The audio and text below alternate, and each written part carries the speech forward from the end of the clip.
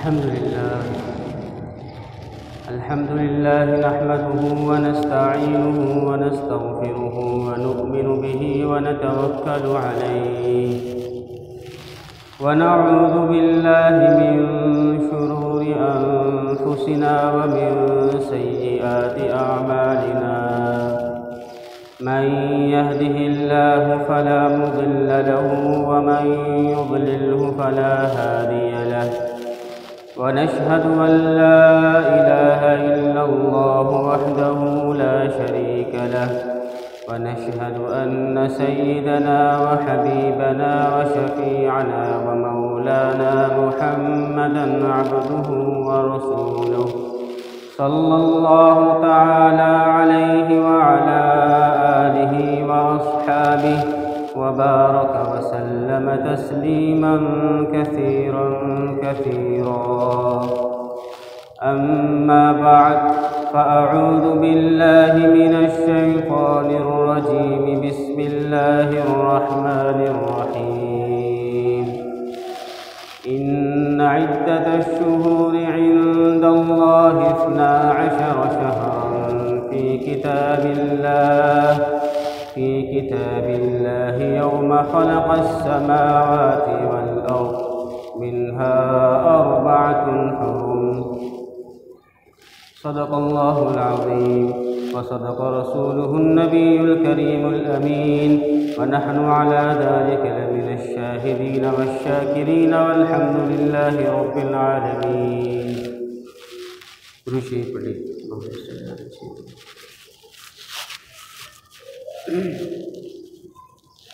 میرے محترم بھائیو، عزیزوں، دوستوں، بزرگوں، قرآن کریم کی سورہ توبہ کی ایک آیت کا ایک حصہ آپ کے سامنے تلاوت کیا ہے. اس آیت میں اللہ تبارک و تعالی ارشاد فرماتے ہیں کہ ان عدت الشہور عند اللہ 12 شہر،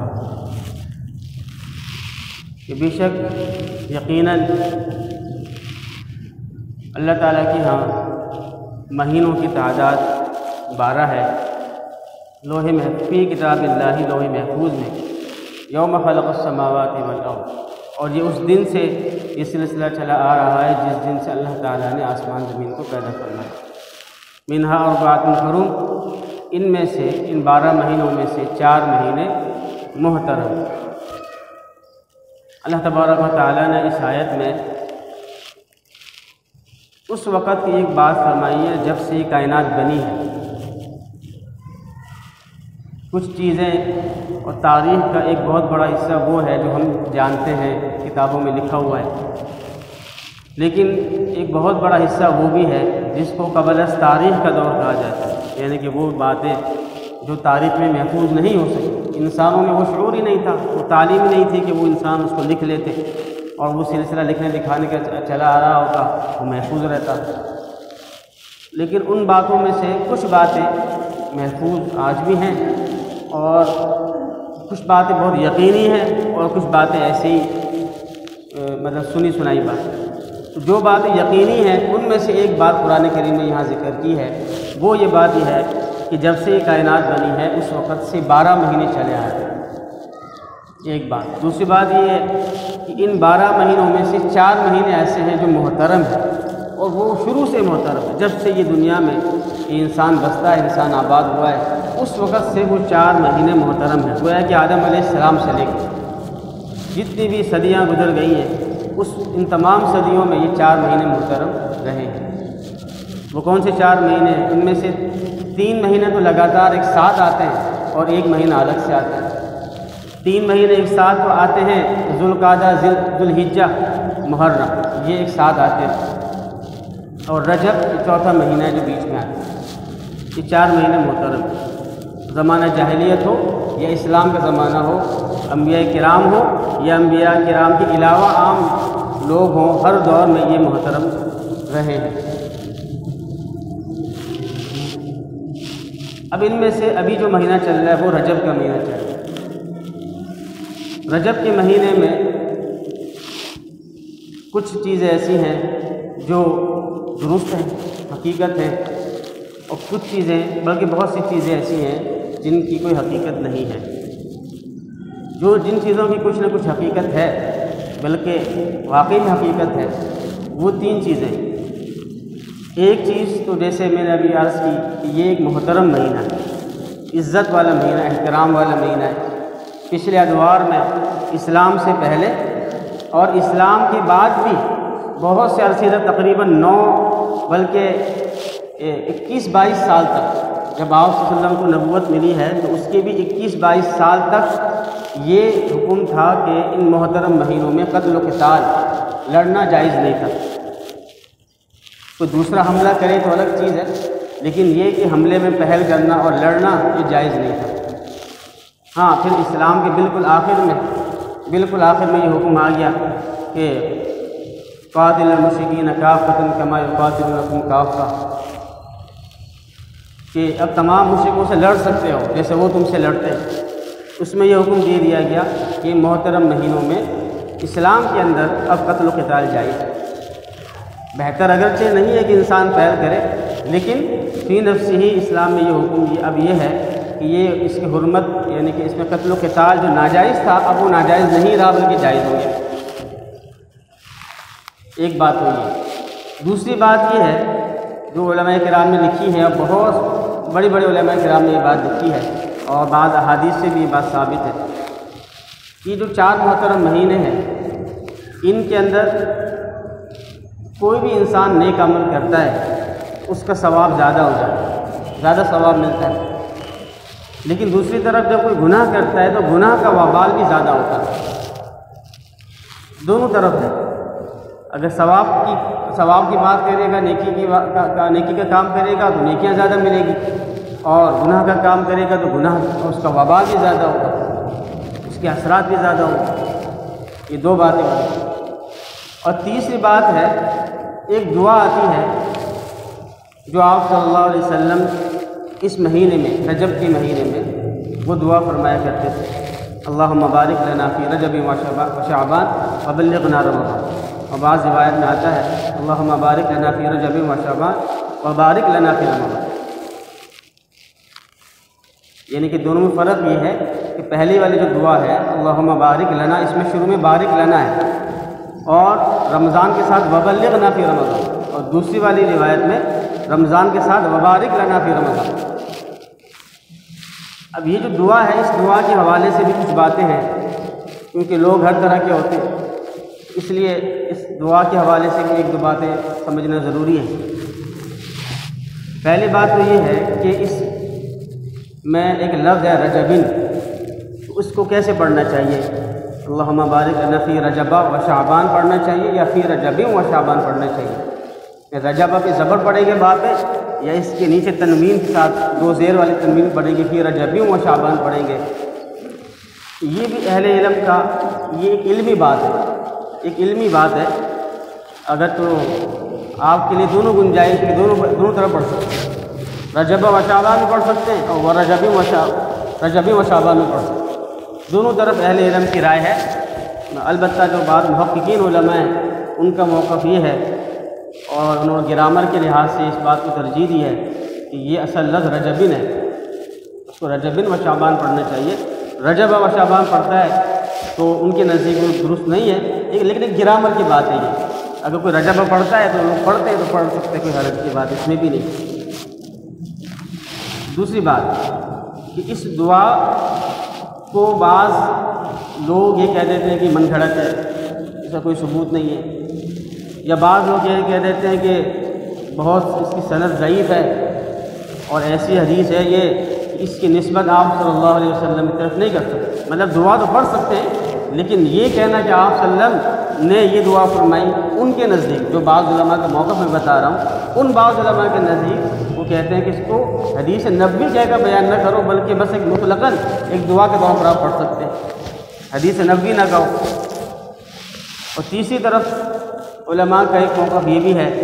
کہ اگرچہ حدیث اس کی سند ضعیف ہے لیکن ایسی ضعیف بھی نہیں ہے، ایسی کمزور بھی نہیں ہے کہ جس کی وجہ سے اس کو ہم یہ کہیں کہ اس کو یہ نہ کہہ سکتے ہوں کہ آپ صلی اللہ علیہ وسلم نے فرمایا، بلکہ کہہ سکتے ہیں، یعنی کہ جس کو کہا جاتا ہے کہ ایک جو کمزور حدیث ہوتی ہے وہ ضعیف، جو اعمال والے فضائل اعمال میں چل جاتی ہے، اس طرح کی بات تو مفتی تقی عثمانی صاحب، اسی طریقے سے علامہ طاہر پٹنی صاحب، ان حضرات کا موقف یہ ہے کہ اتنی ضعیف بھی نہیں ہے، اتنی کمزور بھی نہیں ہے جس کی وجہ سے اس کو بالکل مسترد کر دیا جائے۔ فی نفسی اس کا ثبوت ہے، اور اس کو آپ صلی اللہ علیہ وسلم کی حدیث کہہ کے اس کو روایت بھی کر سکتے ہیں، بیان بھی کر سکتے ہیں، اس پہ عمل بھی کر سکتے ہیں۔ تو یہ تین چیزیں ہیں جو رجب کے حوالے سے ہو گئی۔ ایک تو یہ کہ یہ محترم مہینہ ہے، دوسری بات یہ ہے کہ اس میں نیکی کا ثواب بڑھ جاتا ہے، گناہ کا وبال بڑھ جاتا ہے، اور تیسری چیز یہ دعا ہے، جس کے بارے میں نے ایک دو باتیں عرض کی۔ وہ باتیں جو رجب کے مہینے میں نہیں کرنی چاہیے، اس کی بھی کچھ پوائنٹس ہیں، 4-5 باتیں۔ ایک تو اس میں صلاۃ الرغائب کے نام سے بعض جو جاہلین ہیں وہ پڑھتے ہیں، رجب کے پہلے ہفتے میں غالباً پڑھتے ہیں، جمعے کے دن۔ تو تمام محدثین کا، کہ ایک محدث بھی ایسا نہیں ہے جس کا کوئی اس میں اختلاف ہو، تمام محدثین کا، علماء کا اتفاق ہے، متفقہ فیصلہ ہے کہ یہ بالکل من گھڑت حدیث ہے، اس کو آپ نہیں پڑھ سکتے۔ صلاۃ الرغائب کے نام کی جو نماز ہے اس کو آپ نہیں پڑھ سکتے، اس لیے نہیں کہ نماز کو آپ منع کر رہے ہیں، بلکہ آپ صلی اللہ علیہ وسلم نے صلاۃ الرغائب کی فضیلتیں بیان کرتے اپنی طرف سے، تو وہ فضیلتیں ثابت نہیں ہیں۔ نماز تو آپ کبھی بھی پڑھیں، پہلے جمعے میں پڑھیں، دوسرے جمعے میں پڑھیں، بار بار پڑھیں، ہر وقت پڑھیں، کوئی منع نہیں ہے، نماز منع نہیں ہے، لیکن کسی بھی عمل کی اپنی طرف سے فضیلت بیان کرنا کہ آپ صلی اللہ علیہ وسلم نے فرمایا، یہ بہت بڑی جسارت ہے، بہت بڑی جرأت کی بات ہے، اور اس سے دین جو ہے وہ دین کی جو اصل اس کے اصلیت ہوتی ہے وہ مجروح ہو جاتی ہے۔ اب جیسے آج کل ایک بات مشہور ہو گئی ہے کہ قرآن کریم کے 30 پارے میں بھی قرآن کھولو گے تو اس میں بال نکلے گا، اور خواب میں آپ نے بتایا ہے کہ وہ بال جو ہے پانی میں ڈال پیو گے تو کرونا وائرس کا جو علاج ہے۔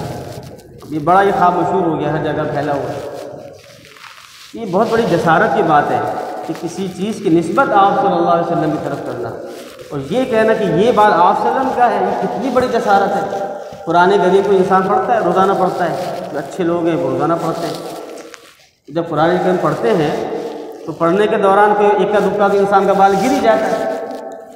تو ہر قرآن کریم کے اندر ویسے بھی آپ کو بال نظر آئیں گے، اس لیے کہ لوگوں کے استعمال میں آتا ہے، لوگ پڑھتے ہیں تو اس میں بال تو کوئی نہ کوئی گرتا ہے، کبھی عورت کا بال ہوتا ہے، کبھی مرد کا بال ہوتا ہے، کبھی بچے کا بال ہوتا ہے۔ تو جس نے بھی یہ خواب گھڑا ہے بڑی تکنیک کے ساتھ، اور بڑا ذہین آدمی تھا جس نے خواب گھڑا ہے، اور اس طرح وہ بیان کرا، اس کو پھیلایا جا رہا ہے۔ تو یہ بہت بڑی جسارت ہے یہ کہنا کہ وہ جو بال قرآن کریم سے نکلتا ہے وہ اللہ کے نبی صلی اللہ علیہ وسلم کا بال، بہت بڑی جسارت کی بات، اور اس میں شفا ہو جائے گی وغیرہ وغیرہ۔ بہرحال تو پہلی بات یہ ہے کہ یہ صلاۃ الرغائب نام کی جو نماز ہے اس کی کوئی حیثیت ہے۔ دوسری چیز ہے، اس میں بعض لوگ تبارک کی روٹیاں بناتے ہیں، غالباً کہ وہ جمعے کے دن کچھ روٹیاں سورۃ الملک پڑھتے ہیں، کس مرتبہ کچھ روٹیاں بنا کے کھلاتے ہیں، تو اس کی بھی شرعاً کوئی حیثیت نہیں ہے، نہ کوئی حدیث سے ثابت ہے، نہ کہ اس کا کوئی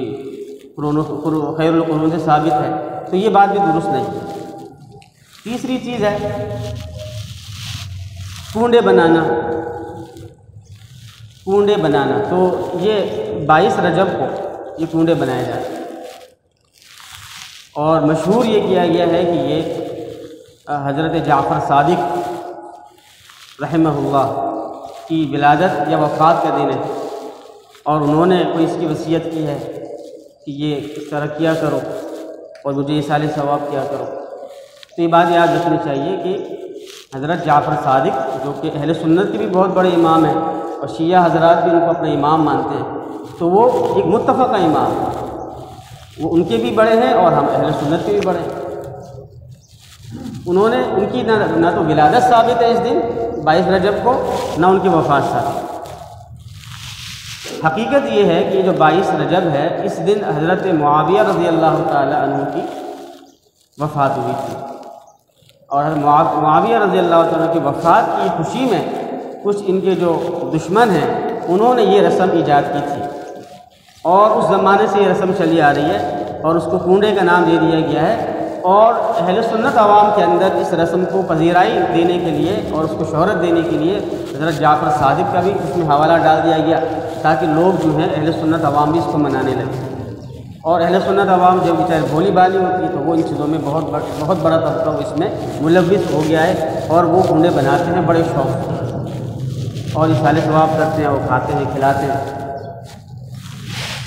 تو اصل حقیقت اس کی یہ ہے کہ ایک صحابی رسول کی وفات کی خوشی میں یہ منایا جاتا ہے، اس لیے اس سے بالکل بچنا چاہیے، دور رہنا چاہیے۔ اور ویسے بھی شریعت میں اصال ثواب تو ہے ہی نہیں، اصال ثواب کا یہ طریقہ کہ مخصوص دن اصال ثواب تو ہے، ثواب پہنچتا ہے، مردوں کو ثواب پہنچتا ہے، اس سے انکار نہیں ہے۔ بلکہ اس کے بارے میں تو ایک دلچسپ واقعہ بھی آتا ہے کہ ابو اللیث سمرقندی رحمہ اللہ وہ اصال ثواب کو نہیں مانتے تھے، بہت بڑے بزرگ ہیں، بہت بڑے بزرگ ہیں، لیکن یہ کہ وہ اصال ثواب کے قائل نہیں تھے تو ان کی وفات ہو گئی۔ وفات کے بعد کسی نے خواب میں دیکھا، ان سے پوچھا کہ کیا ہوا؟ انہوں نے بتایا کہ لوگ جو مجھے میرے شاگرد اور میرے فلانے جو مجھے ثواب پہنچائے تھے مجھے مل رہا ہے، میں اپنی زندگی میں تو اصال ثواب کو قائل نہیں تھا لیکن اب قائل ہو گیا۔ وفات کے بعد خواب میں آ کے کسی کو اس طرح کا تو اصال ثواب ہم اس کو مانتے ہیں، اصال ثواب ہوتا ہے، لیکن اصال ثواب کا ایک صحیح طریقہ ہے اور ایک غلط طریقہ ہے۔ اصال ثواب کا صحیح طریقہ کیا ہے کہ ایک انسان نے کوئی بھی نفلی عمل کیا، کوئی نوافل پڑھے، کوئی قرآن شریف پڑھا، کوئی ذکر و اذکار کیے، یا کوئی صدقہ خیرات کیا، کوئی کھانا وانا کھلا کے غریبوں کو کھلا دیا کھانا بنا کے۔ اور جتنے بھی نیکی کے کوئی کام ہے، نفلی کام کر کے آپ نے دل میں دعا کر لی، یا ہاتھ اٹھا کے دعا کر لی، کوئی حرج نہیں ہے۔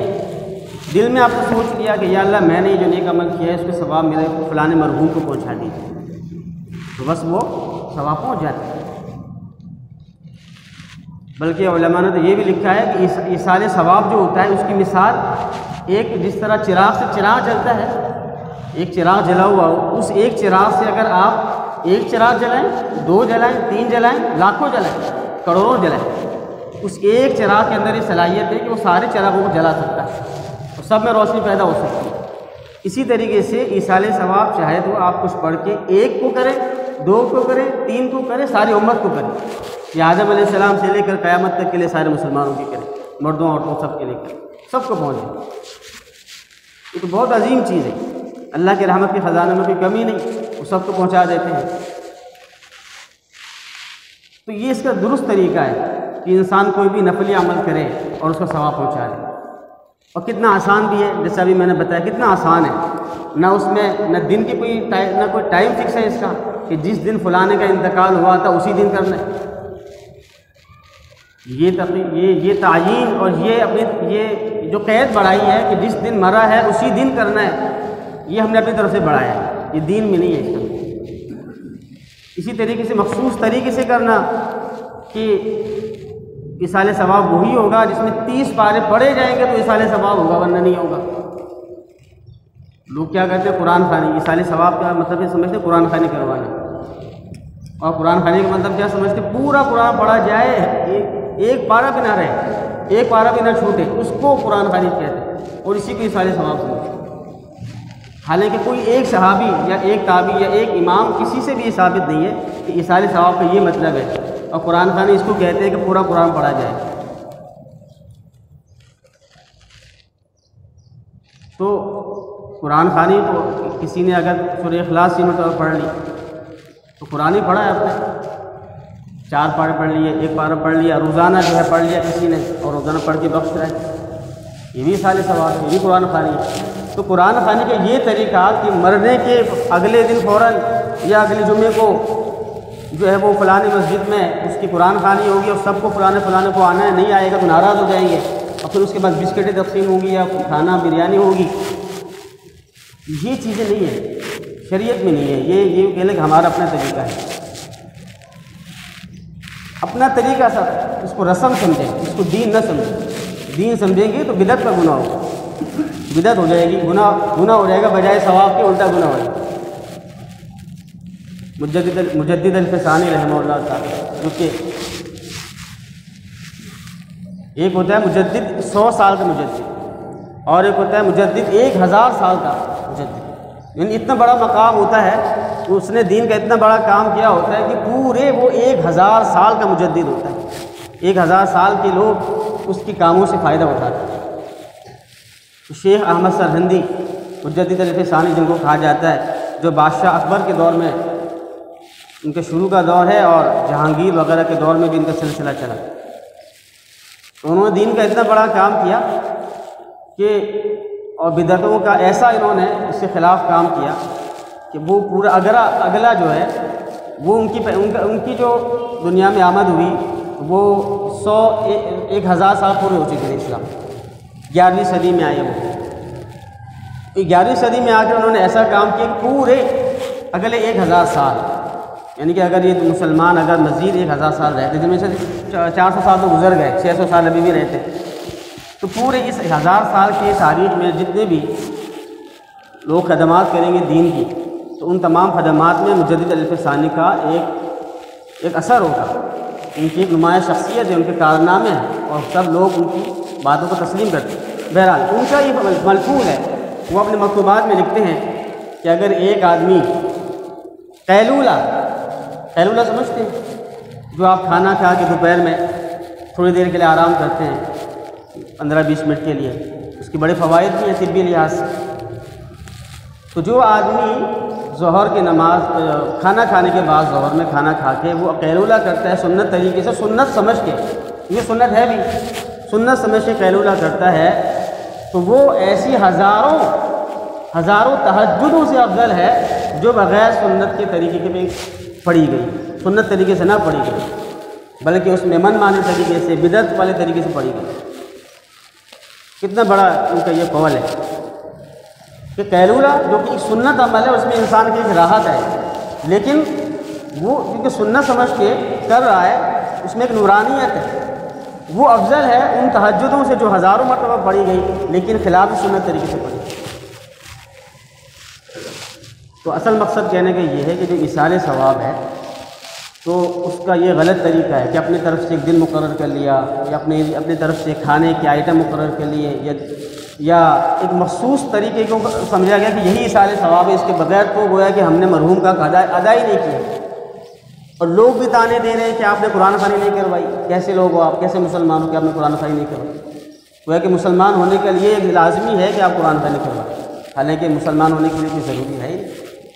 نہیں اسلام سے کوئی تعلق۔ تو کہنے کا مقصد یہ ہے کہ کنڈے جو ہے وہ ایصال ثواب ہے،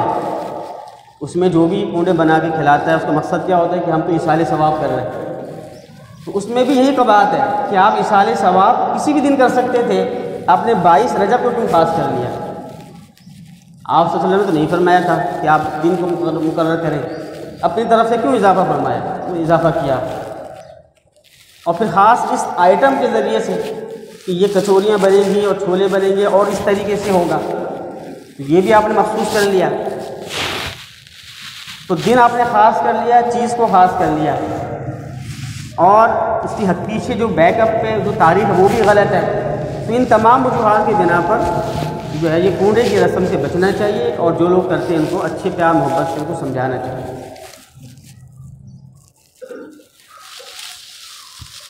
چوتھی چیز وہ ہے روزے، رجب کے اندر روزے رکھنا۔ تو بعض لوگ بہت زیادہ فضائل بیان کرتے ہیں کہ رجب میں روزے رکھنے کی یہ فضیلت ہے، یہ فضیلت ہے، یہ فضیلت، بہت زیادہ فضیلت بیان کرتے ہیں۔ اگر آپ یقین کریں اور اگر آپ وہ سنیں وہ فضائل، تو آپ کو خود بھی اندازہ ہوگا کہ وہ ایسے ایسے فضائل ہیں کہ وہ شاید رمضان کے روزوں کی بھی وہ فضائل بیان نہیں کرتے ہوں گے جتنے وہ رجب کے روزوں کی فضائل بیان کرتے ہیں۔ تو یہ خود اس بات کی علامت ہے کہ رجب کے روزے ان کی کوئی حیثیت نہیں ہے، لوگوں نے اپنی طرف سے فضائل گھڑے، رمضان کے فرض روزے ان کی تو وہ فضیلت آپ بیان نہیں کر رہے جتنے یہ رجب کے روزوں کی فضیلت بیان کر رہے ہیں۔ تو رجب کے روزے یہ اس کی روایتیں طبرانی میں اور بہقی میں مختلف کتابوں میں ہیں موجود، لیکن جن حضرات نے یہ روایتیں لکھی ہیں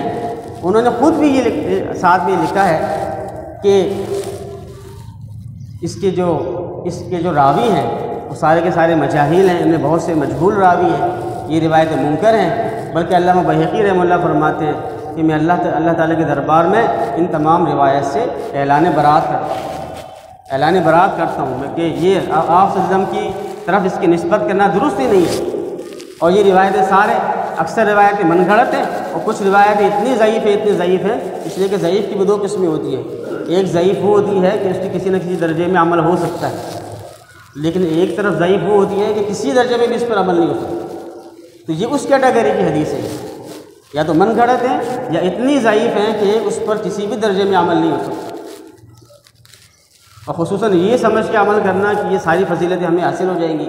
وہ تو ویسے بھی درست نہیں، اس لیے کہ جن علماء نے ضعیف حدیث پہ عمل کرنے کی وہ شرائط بیان کی ہیں، ان میں سے ایک شرط یہ بھی بیان کی ہے کہ اس میں وہ جو فضیلت بیان ہوئی ہے اس فضیلت کا عقیدہ نہ بنایا جائے، جبکہ اس کو جو پھیلایا جا رہا ہے وہ فضائل بیان کر کے پھیلایا جا رہا ہے، وہ ہے کہ لوگ اس کو عقیدہ بنا رہے تھے کہ ہاں اس میں جو فضیلت ہوئی یہ فضیلت ہمیں مل جائے گی، وہ ان کے بھی اصول کے خلاف ہے جو لوگ یہ ان احادیث کو پھیلا رہے ہیں یا بیان کر رہے ہیں۔ لیکن یہ بات اس طرح کی میں نے باتیں روزے کے حوالے سے کچھ سال پہلے بیان کی تھی، لیکن پھر لوگوں کو غلط فہمی ہو گئی، لوگ سمجھتے ہیں کہ رجب میں روزے رکھنا جائز ہی نہیں، حالانکہ میں یہ نہیں کہہ رہا کہ رجب میں روزہ رکھنا جائز نہیں۔ مزید تفصیل سے اگر اس بات کو سمجھنا چاہیں تو یوں سمجھیں کہ رجب میں جو روزے ہیں ان روزوں کی مختلف اقسام ہیں۔ ایک تو وہ قسم ہے کہ کسی آدمی پر روزے قضا ہیں، رمضان کے روزے نہیں رکھے، خواتین ہیں ان کے قضا روزے رہتے ہیں، کوئی آدمی بیمار تھا سفر میں تھا روزے نہیں رکھے اس نے، اب وہ روزوں کو اس مہینے میں، اس مبارک مہینے میں، رجب کے مہینے میں اس کو ادا کرنا چاہ رہا ہے، اس میں کوئی حرج نہیں، رکھ سکتا ہے، قضا روزے آپ رکھ سکتے ہیں، اس سے کوئی ممانعت نہیں، نمبر 1۔ نمبر 2، ایک آدمی کی عادت ہے کہ وہ ہر ہفتے کو پیر والے دن یا جمعرات والے دن یا پیر اور جمعرات دونوں دن روزے رکھتا ہے، حدیث سے ثابت ہے، وہ عام دنوں میں بھی ثابت ہے۔ تو ایک آدمی اس نیت سے روزے رکھتا ہے کہ میں تو ویسے بھی ہر ہفتے پیر والے دن روزہ رکھتا ہوں، جمعرات کے دن روزہ رکھتا ہوں، وہاں عرب میں تو بہت زیادہ اس کا رواج ہے کہ وہ پیر اور جمعرات کو روزے کا اہتمام کرتے ہیں، وہاں دسترخوان لگتے ہیں، تو کسی آدمی کو یہاں اگر اس کا اہتمام سے روزے رکھنے کی عادت ہے، وہ اس وجہ سے رجب کے ہر پیر کو یا ہر جمعرات کو روزہ رکھ رہا ہے، اس میں بھی کوئی حرج کی بات نہیں، رکھ سکتا ہے۔ ایک صورت یہ ہے کہ ایک آدمی کو ہر مہینے کے اندر شروع میں یا آخر میں یا بیچ میں، مثلاً ایام 20 کے روزے 13، 14، 15 ہر مہینے میں آپ صلی اللہ علیہ وسلم سے ایام 20 کے روزے رکھنا بھی ثابت ہے، 13، 14، 15 اس کے بڑے فضائل ہیں۔ تو اگر ایک آدمی ایام 20 کے روزے رکھتا ہے 13، 14، 15 رجب کے، اس میں بھی کوئی حرج نہیں، رکھ سکتا ہے۔ اسی طریقے سے ایک آدمی رجب کے روزے رکھ رہا ہے لیکن ایک عام نفلی روزے کی طرح، جس طرح ایک آدمی ربیع الاول میں یا سفر میں یا کسی بھی مہینے میں، رجب کے علاوہ بھی کسی مہینے میں اگر کوئی روزے رکھ رہا ہے، نفلی روزے رکھ رہا ہے، اس میں بھی کوئی حرج نہیں۔ تو منع کیا ہے؟ منع یہ ہے کہ ایک آدمی یہ سمجھے کہ جس طریقے سے محرم کی وہ جو 10 محرم کو روزہ ثابت ہے، 11 محرم 9، 10، 11 کا روزہ ثابت ہے، یا عرفے کا روزے کی فضیلت ہے نا، اس طرح کی فضیلتیں سمجھتے ہوئے وہ روزہ رکھے۔ اس طریقے سے محرم کے روزے کی فضیلت ہے، عرفے کے روزے کی فضیلت ہے، تو اس طرح کے جو مخصوص ایام کے جو روزے جو آپ صلی اللہ علیہ وسلم سے ثابت ہے رکھنا، یا ذی الحج کے جو روزے ہیں وہ رکھنا ثابت ہے 10 دن کے، 9 دن کے، تو آپ صلی اللہ علیہ وسلم سے سنت سے، حدیث سے جن دنوں کی فضیلت روزے رکھنے کی ثابت ہے، ایسی کسی فضیلت کو دل میں رکھتے ہوئے کہ یہ فضیلت مجھے حاصل ہوگی، یہ روزہ رکھوں گا تو یہ فضیلت ملے گی، اس چیز کو منع کیا جائے، یہ چیز صحیح نہیں ہے۔ باقی اگر آپ قضا نیت سے رکھتے ہیں، آپ ایام 20 کی نیت سے رکھ رہے ہیں، نفلی روزے کی نیت سے رکھ رہے ہیں، تو کچھ میں کوئی حرج کی بات نہیں ہے، رکھ سکتے۔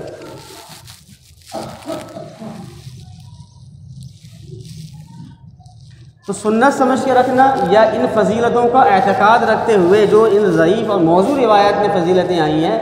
اس کا اعتقاد رکھتے ہوئے یہ روزے رکھے جائیں گے، تو اس کو منع کیا گیا اور وہ منع ہے۔ اور اس کی ممانعت حضرت عمر رضی اللہ تعالیٰ عنہ کتنے بڑے خلیفہ راشد ہیں، ایک صحیح حدیث میں آتا ہے کہ حضرت فاروق اعظم رضی اللہ تعالیٰ عنہ جب کسی کو دیکھتے کہ وہ رجب کے مہینے میں روزے رکھ رہا ہے تو اس کا زبردستی روزہ توڑوا دیتے، زبردستی روزہ توڑوا دیتے اور اس کو کھانا کھلواتے اور فرماتے کہ یہ رجب کے مہینے کے اس طریقے روزے رکھنا فضیلت کے سمجھتے ہوئے یہ زمانہ جاہلیت کی بات ہے، یہ پہلے تھا، اب اسلام میں اس کو منسوخ کر دیا گیا۔ اسی طریقے سے عبداللہ بن عمر رضی اللہ تعالیٰ جو کہ فاروق اعظم رضی اللہ تعالیٰ کے صاحبزادے وہ بھی اس اور بھی صحابہ کرام وہ اس مہینے کے روزے رکھنے کو خصوصیت سے فضیلت سمجھتے ہوئے اس کو منع کیا کرتے۔ ابن ماجہ کی ایک روایت میں کہ ان نبی صلی اللہ علیہ وسلم نہا عن صیام رجب، آپ صلی اللہ علیہ وسلم نے رجب کے مہینے میں روزہ رکھنے سے منع فرمایا۔ مطلب اس کا یہی ہے کہ فضیلت سمجھتے ہوئے اور افضل سمجھتے ہوئے دوسرے دنوں کی بنسبت افضل سمجھتے ہوئے اس کو رکھنا یہ منع ہے۔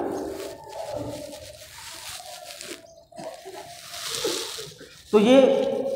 تین چیزیں میں نے وہ بتائیں جو رجب کے مہینے میں ثابت ہیں۔ ایک تو اس کا محترم مہینہ ہونا، دوسرا ثواب بڑھ جانا، عذاب بڑھ جانا، کسی بھی نیکی کا ثواب دگنا ہوتا ہے، کسی بھی گناہ کا وبال زیادہ ہوتا ہے، اور نمبر تین یہ کہ اس میں دعا اللہم بارک لنا فی رجب و شعبان و بلغنا رمضان، یہ تین چیزیں ثابت ہے۔ اور چار چیزیں میں نے بتائی جو درست نہیں ہے، ایک ان میں سے یہ کنڈے منانا، دوسرا صلاۃ الرغائب پڑھنا، تیسرا یہ تبارک کی روٹیاں بنانا، اور چوتھا یہ میں نے بتایا روزے۔